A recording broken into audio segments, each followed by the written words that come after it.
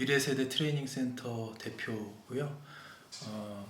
올해 5월까지 브리지 임팩트 사역원이라는 지금 25년 된 청소년 그 사역단체 대표로 한 9년 정도 대표로 섬기다가 올해 이제 독립을 하게 돼서 이제 올해로 횟수로는 지금 19년 차 청소년 사역을 위해서 달려가고 있는 청소년 전문 사역자라고 보시면 됩니다.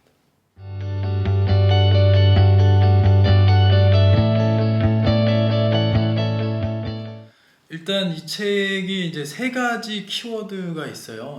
비전, 성결, 복음, 이 세 가지 키워드를 가지고 있습니다. 그래서 그리스도인이 어떻게 살아야 될까? 그래서 그리스도인이 그동안 제가 이제 중점으로 담았던 교육과 이제 복음에다가 이제 미래학을 좀 더해서 이제 미래는 이제 비전으로 여기서 풀어냈고요. 이제 복음에 대해서는 이제 그 변하는 시대 속에서 변치 않는 진리인 복음을 소유한 그리스도인은 어떻게 살아가야 될까? 이런 것들을 좀 담은 책이에요. 그래서 그러면서 이제 성결이라고 하는 것은 하나님과 동행하는 삶으로서 그냥 어떤 율법적인 행위를 뭐 이렇게 하는 그런 게 아니라 하나님과 동행하는 코람데오 그런 삶에 대한 이야기를 전반적으로 녹여냈어요.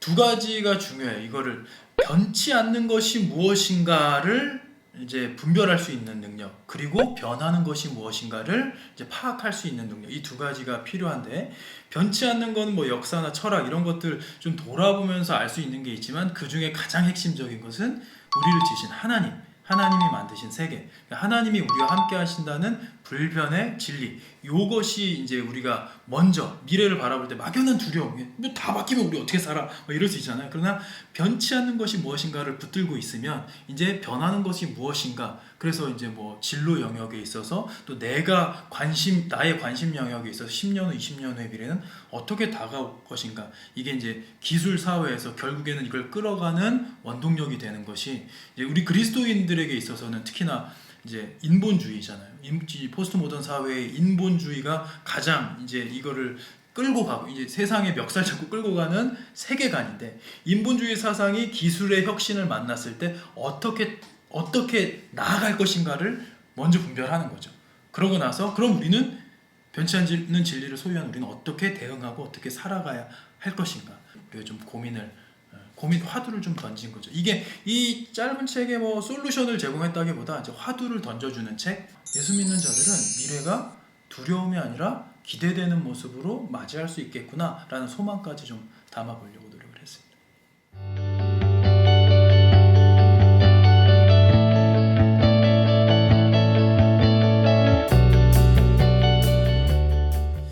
일단 우리 친구들에게 좀 지금까지 잘 달려왔다라는 격려를 해주고 싶어요. 지금 우리나라가 전 세계에서 손꼽을 정도로 학구열이 높은 나라인데, 그러다 보니까 아마 그러니까 대한민국에서 21세기의 청소년으로 지내온 거, 그러니까 6년의 청소년 시기를 지내온 것 자체가 그냥 칭찬받아 마땅하다, 버텨온 것 자체가, 그런 생각이 들고 수고 많이 하셨습니다. 그리고 이제 수능장에 들어갈 때는 아마 긴장이 될 텐데 그런 생각 하셨으면 좋겠어요. 수능 별거 아니에요. 그냥 수능 자체는 그냥 하나의 시험일 뿐이지 내 인생을 좌우하는 게 아닙니다. 특히나 이제 여러분들이 살아갈 미래는요, 그냥 전문가들의 이야기를 듣고 보면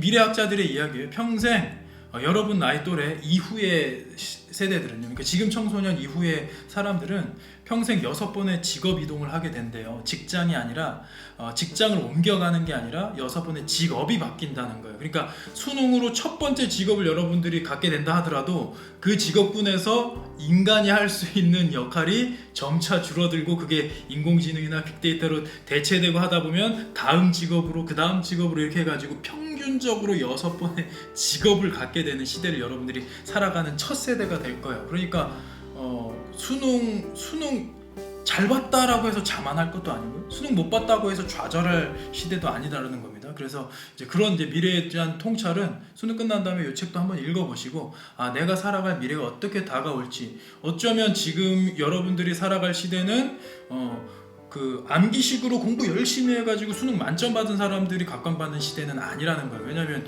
여러분 알겠지만 이제 스마트 렌즈 들어오잖아요. 그러면 어떤 상황에서건 어떤 문제가 들어와도 내가 30년 박사학위 공부한 그 사람이나 그냥 그거를 바로 그냥 내가 그냥 바로 불러올 수 있는 사람이나 별로 이게 이 격차가 없잖아요. 실력에, 능력에. 그런 시대를 살아가기 때문에 오히려 잘 놀 줄 아는 친구들, 잘 놀고 사람들이랑 소통하길 잘하고 콜라보 잘하는 사람들, 콜라보 잘하는 능력, 그러니까 이게 융합력이라고 하거든요. 그러니까 융합력이 이제 좀 각광을 받는 시대가 올 거예요. 그러니까 수능이 내 인생을 좌우한다. 수능 한번 잘 쳤다고 내 인생은 쫙 펼쳐질 것이다 라는 착각도 금물이고, 수능 조금 미끄러졌다고 해서 내 인생은 완전 꼬여서, 이것도 금물이고. 그래서 수능은 그냥 여러분들이 그동안 쳤던 모의고사보다 살짝 더 비중 있는 정도라고 생각을 하시고, 그냥 그렇게 되면 내 마음이 여유가 생기면서 또 그 실력 발휘도 할 수 있을 것 같아요. 그래서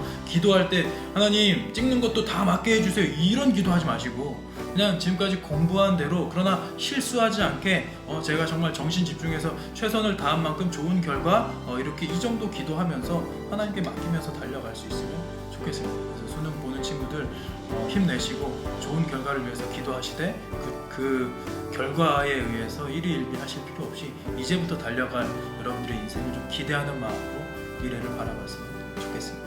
화이팅!